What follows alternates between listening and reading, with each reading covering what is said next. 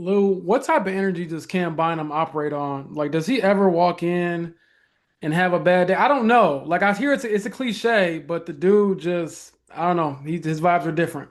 He does not ever have a bad day. He's always got a smile on his face. It's all about business. At the same time, he tries to make it fun for everybody. There's a reason why Cam is, one of the guys that we targeted in free agency.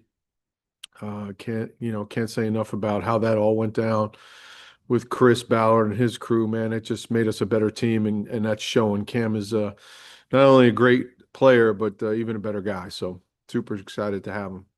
And then one follow up on Cam. I know you talked a little bit right there about his work ethic and stuff, but sometimes I think when you make plays like he does and he has so much fun, people can kind of forget that side of it. But from a professional standpoint, how serious have you seen him take the game? Oh no, he's very serious. He's along some of the better ones that I've ever had. He'll come in my office on Thursday and we'll sit down together and kind of go through the game plan and, just making sure he's got all his I's dotted and his T's crossed. And that's just what the type of pro that he is, kind of doubling down on everything. So he's doing a great job. Joel. Lou, when you look at the pass rush through the first 2 weeks, what sticks out? I think first week, some pretty good things. I think last week, playing a really good team. Denver prides themselves, they're good offensive line. Their play actions and their keeper game off of the play actions, they do a really fine job. So, I think that there's some situations where we need to impact the quarterback a little bit better. And it's not always just the rush, it's coverage too, making the quarterback hold the ball a little bit. So I think we can all do better at a number of different things from this past Sunday. But having having guys just being in the right spots and getting some tighter coverage and maybe getting off a block quicker up front, that'll all play out into a better pass rush game for us going forward. And Hey Lou, when you're going up against a rookie quarterback like Cam Ward, do you do things differently? Do you have like a little file, schemes to baffle rookie quarterbacks? How do you do things different? I wish it was that easy, but this guy's a talented player. He's played against two really good teams, two really good defenses in the Broncos and certainly the Rams last week. So he's seen a bunch of things thrown at him.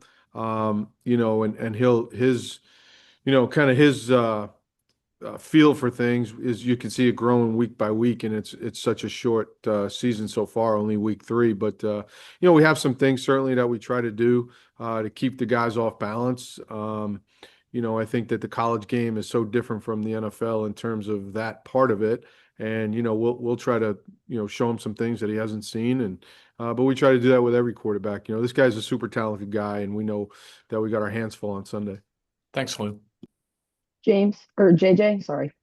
Hey, Lou, from like a process perspective, when you're looking at an opposing quarterback, do you go to like, is the first thing you look at stats or is it tape? I think it's always the tape. You can look at the stats; they'll give you somewhat of a picture, but at the end of the day, it's going to be, how's the guy processing, the coverages, and does he get the ball out of his hand quick and things like that. But I think you look, especially with younger guys, you look at the bigger picture of what, who they're going against, what the game is like in terms of the score. And so the stats can say one thing, but, you want to look at the broader picture and see how he's doing against the opponents. Specifically with Cam Ward, then, I mean, he's completing like 50% of his passes, but it seems like what you're saying is the stats don't really match the tape for him.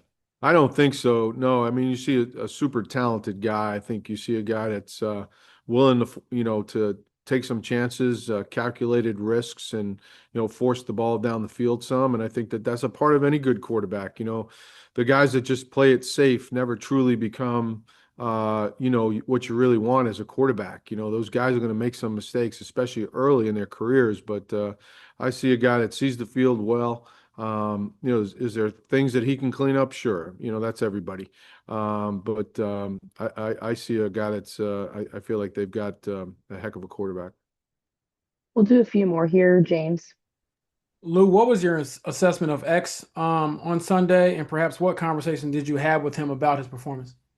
Yeah, I just think, we knew, with Mooney being down, that X's snaps would go up somewhat. And, I think we knew that it was going to take him a minute to get his legs underneath him. He had a lot of good plays on Sunday. Certainly everybody saw the ones that didn't go so well for him, but that's that position. That's that position in the NFL. I say it all the time. Everybody can see when a DB makes an error.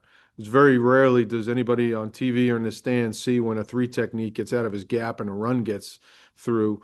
Everybody can see when a corner has an error or makes a big or gives up a big play. So, he'll get his legs underneath him a little at a time. He's like I said, he had some really good plays that we were excited to see, and but certainly there's things he's got to clean up, and he knows that. He's a veteran guy. Can't give up the explosive play and certainly the penalties. So we'll clean all those up, and he'll just be better for it as the coming weeks will show. And one follow up to that, how do you assess that stuff in real time? Like, a guy might be like, for example, he had the 3 penalties in 5 plays. Yeah. Do you just, I don't know, is the game so fast you can't really worry about it in the moment? Like, Yeah, how do well, you, they're all in the same series, if I'm not mistaken. yeah, So it's hard for yeah. me to go out there and say anything to them. I just want them to keep, I don't want those guys to worry about that. It's again, in the back end, it's always got to be a next play mentality. Because if they're worried about, well, I just gave up this, I just, had a penalty here, they're not going to be able to play aggressive and do the things we want them to do. So we're constantly preaching to those guys, hey, next play, move on. And that's what the great the great ones do. They move on from a maybe not such a great series or a bad play. We'll go to last question, Kevin. Lou, your guys' yards per carry alloved's been pretty high the first couple games. What are you seeing with your run defense?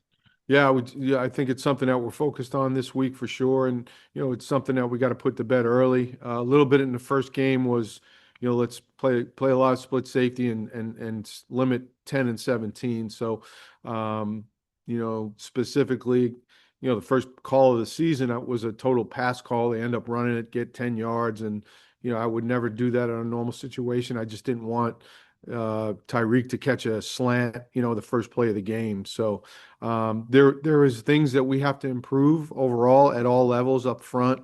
At the linebacker position and at the secondary spot, but it's something we're focused on. We certainly want to be up in the top 5 when it comes to run defense for sure.